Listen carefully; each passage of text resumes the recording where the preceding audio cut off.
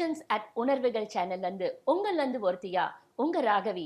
இன்னைக்கு எதை பத்தி பேச போறேன்? உணர்வுகளை பத்தி பேசலாமா? ம்? உணர்வுகள் அப்படிங்கிறது எவ்ரி இண்டிவிஜுவல், அதாவது தனிப்பட்ட ஒவ்வொருத்தருக்கும் ஒரு விதமான உணர்வுகள் இருக்கும். அந்த வலியாவும் இருக்கலாம், வேதனையாவும் இருக்கலாம். அது எந்த விதமான உணர்வுகளும் சம்பந்தப்பட்டும் இருக்கலாம்.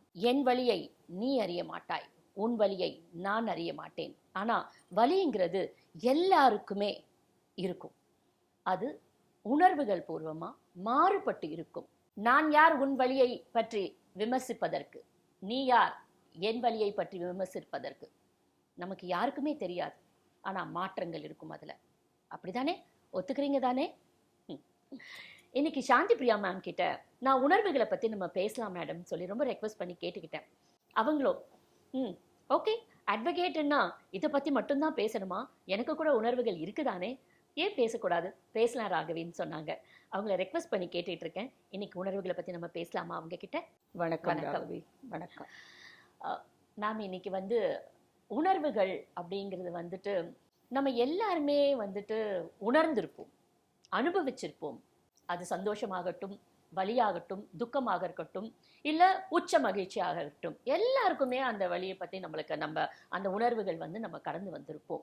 இப்போ சமீபத்தில் நம்ம நிறைய விஷயங்கள் நம்மளை சுற்றி நடந்துக்கிட்டு இருக்கு. நான் தனிப்பட்ட முறையில் ஒரு விஷயத்தை மட்டும் பேசுவதற்காக இல்லை, நிறைய பேசணும்னு என் மனசுக்குள்ள இருக்கு. அந்த ஆதங்கமும் எனக்கு இருக்கு. அது மேம் மூலியமா தெரிஞ்சுக்கலாங்கிறது தான் என்னுடைய விருப்பம். சொல்லுங்க மேம். உணர்வு, ஐம்புலன்கள் என்ன ராகவி? ஒரு மனுஷனுடைய ஐம்புலன்கள் பார்த்தல், கேட்டல், நுகர்தல், சுவைத்தல், உணர்தல். இந்த உணர்தல் இப்படி நான் அடிச்சுக்கிட்டேன்னா இந்த வலியை உணரத்தான் முடியும். இதை பார்க்க முடியாது, கேட்க முடியாது. இந்த உணர்வு அப்படிங்கிற ஒரு விஷயத்துல ஆண் உணர்வு இப்படி இருக்கும், பெண் உணர்வு இப்படி இருக்கும், ஒரு குழந்தையோட உணர்வு இப்படி இருக்கும், ஒரு வயதானவர்களுடைய உணர்வு அப்படி இருக்கும், ஏழைகளுடைய உணர்வு இப்படி இருக்கும், பணக்காரர்களுடைய உணர்வு இப்படி இருக்கும், பெரிய பதவிகள் இல்லை வகிப்பவர்களுடைய உணர்வுகள் இப்படி இருக்கும். ஒரு மன உணர்வு இருக்கு. ஆனா நான் இங்க சொல்ல வர்றது என்ன, எல்லோருக்கும் உணர்வு ஒன்றுதான். எல்லாருடைய ரத்தமின் நிறமும் சிவப்பு தான். உணர்வு அப்படிங்கிற விஷயம் எல்லாருக்கும் இருக்குதான். ஆனா அந்த உணர்வுகளுடைய பிரதிபலிப்புகள், உணர்வுகளுடைய கொந்தளிப்புகள் வேறு வேறு வேறு வேறு விதமாக அமையும். அது அந்த சூழல்களை பொறுத்து, அவர்கள் இருக்கும் மனநிலையை பொறுத்து, அந்த இழப்பை பொறுத்து, வேதனை, வலி, அதை அவங்க வெளிப்படுத்துற விதங்கள் வேறு மாதிரி இருக்கும். எல்லாரும் நீ இப்படித்தான் உணர்வை வெளிப்படுத்த வேண்டும், நீ இந்த அளவிற்கு தான் உணர்வை வெளிப்படுத்த வேண்டும், இதற்கு மேல் ஒரு இன்ச்சு கூட உணர்வு வெளிப்படக்கூடாது அப்படிங்கிறது இங்க யாரும் ரோபோவோ மெஷின்களும் இல்லை. நகமும் சதையும் ரத்தமும் வியர்வையும் எலும்பும் மஜ்ஜையும் இருக்கக்கூடிய மனிதர்கள் தான். மனசுங்கிற ஒரு விஷயம் இருக்கிறவங்க தானே எல்லாரும். அப்புறம் இதுல என்ன வேறுபாடுகள் இருக்கு? சமீபத்தில் நம்ம பிரியங்கா சங்கர் அவங்களுடைய வலியை ரொம்ப வேதனையோட வெளிப்படுத்தியிருந்தாங்க. அதை நிறைய பேர் அவங்க வாய்க்கு வந்த மாதிரி விமர்சனம் பண்ணாங்க. முதல்ல இந்த மாதிரி விமர்சனம் பண்ணுறதுக்கு அவங்களுக்கு என்ன உரிமை இருக்குங்கிறது எனக்கு தெரியல.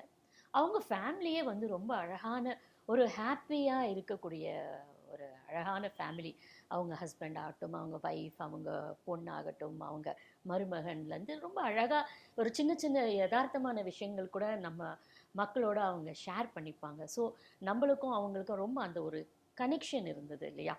அவங்களுடைய ஃபேமிலியை பார்க்கும்போது ஒரு ஒரு வீட்டில் நடக்கிற சாதாரண இயல்பான விஷயங்களோட கூட அவங்க ரொம்ப அழகாக வெளிப்படுத்தியிருப்பாங்க. ஸோ இவங்க நம்ம மக்கள் அப்படின்னு சொல்லி தான் அவங்க அதை எல்லாமே ஷேர் பண்ணாங்க.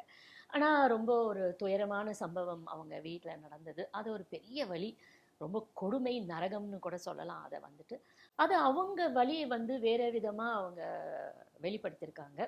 இன்னைக்கு மேம் கிட்ட நான் அதை பற்றி கூட கேட்கணும்னு நினச்சிக்கிட்டே இருக்கேன். அதாவது நம்ம எத்தனை கோடி வார்த்தைகள் சொன்னால் கூட அந்த வலியை அவங்க ஒருத்தரால் மட்டும்தான் அனுபவிக்க முடியும். சொல்கிற நாமளும் பேசுகிற எல்லாருமே அதை ஷேர் பண்ணவே முடியாது. அந்த வலி அவங்களுக்கு மட்டும்தான். நம்ம இன்னைக்கு பேசிட்டு நாளைக்கு போயிடுவோம். இல்லையா? நிஜம்தானே அது? உண்மைதானே சொல்றேன் மேம்? இந்த இடத்துல நான் வந்து ஸ்லாண்டரிங், டிஃபேமிங் இந்த மாதிரி வார்த்தைகள் எல்லாம் நான் யூஸ் பண்ண போகிறது இல்லை. உணர்வு சம்பந்தப்பட்ட ஒரு விஷயம். ஒரு கணவன் மனைவி அந்த உறவுக்கு ஈடா இணையா எந்த உறவையும் அவ்வளவா சொல்றது இல்லை. திருமணம் அப்படின்னாலே அது ஆயிரங்காலத்து பயிர் அப்படின்னு தானே சொல்றாங்க. அப்போ காதலித்து திருமணம் செய்து கொண்ட தம்பதிகள் அவர்கள் எனக்கு தெரிந்த வரையிலே அந்யோனமான தம்பதிகளா, ஆதர்ஷன தம்பதிகளா வளைய வந்திருக்கிற தம்பதிகள்.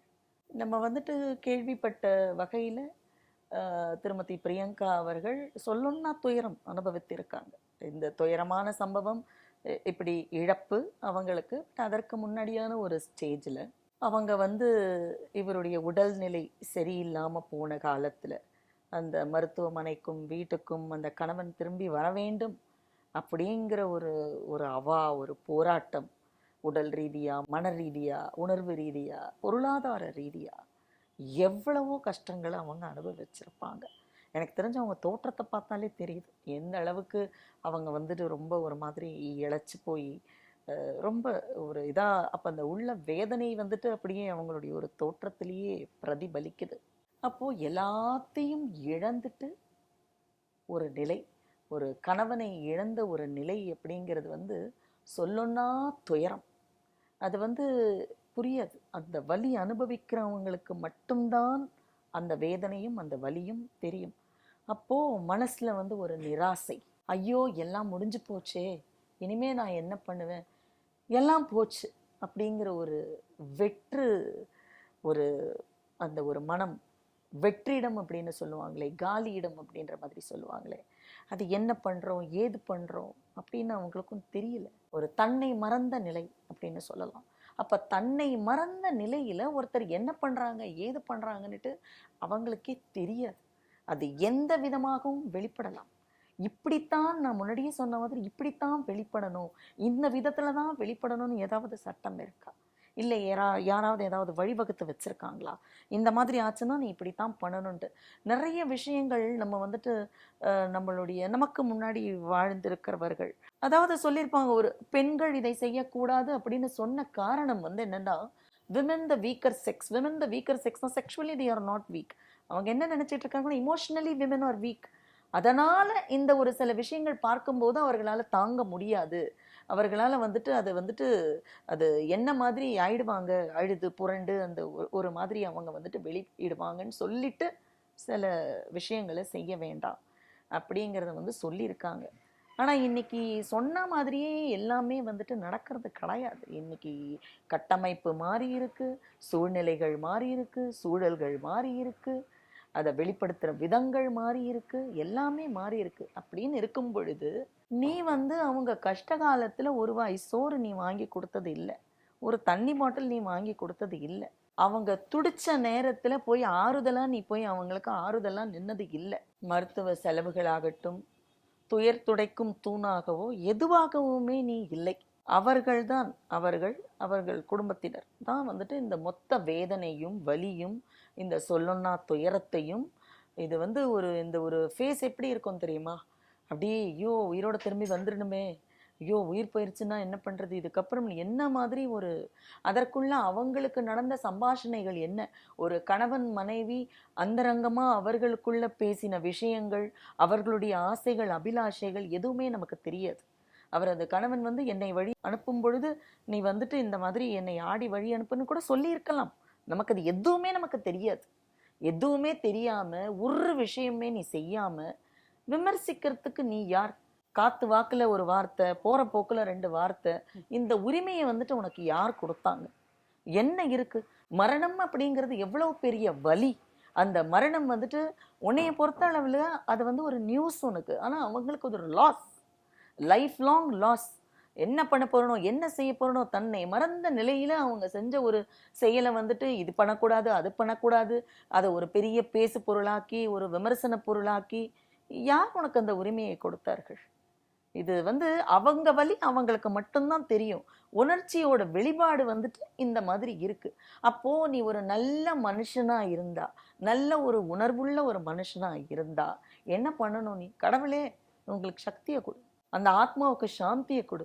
இறைவா, இந்த ஒரு துயர கடல்ல இருந்து அவங்க மீட்டு வர்ற ஒரு நல்ல ஒரு திண்ணத்தை கொடுக்கணும், ஒரு தன்மையை கொடுக்கணும். இந்த ஒரு கடல்லேருந்து வெளியில வர்றதுக்கு அவங்க எல்லா வித சக்தியை கொடு அப்படின்னா நீ ஒரு சராசரி மனுஷன்.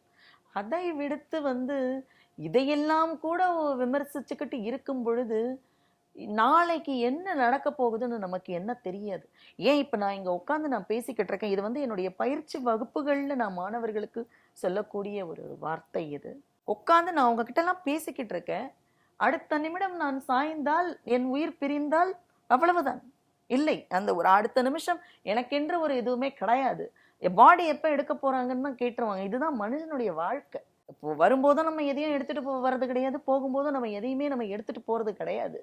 அப்படி இருக்கும்போது நம்ம இந்த மாதிரி ஒரு நேரத்துல இப்படிப்பட்ட ஒரு விமர்சனங்களோ ஒரு கமெண்ட்ஸோ கொடுக்கறது நல்லது இல்லை. ரொம்ப நன்றி மேடம்.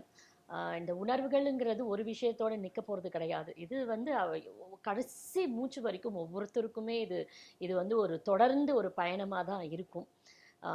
ரொம்ப நன்றி.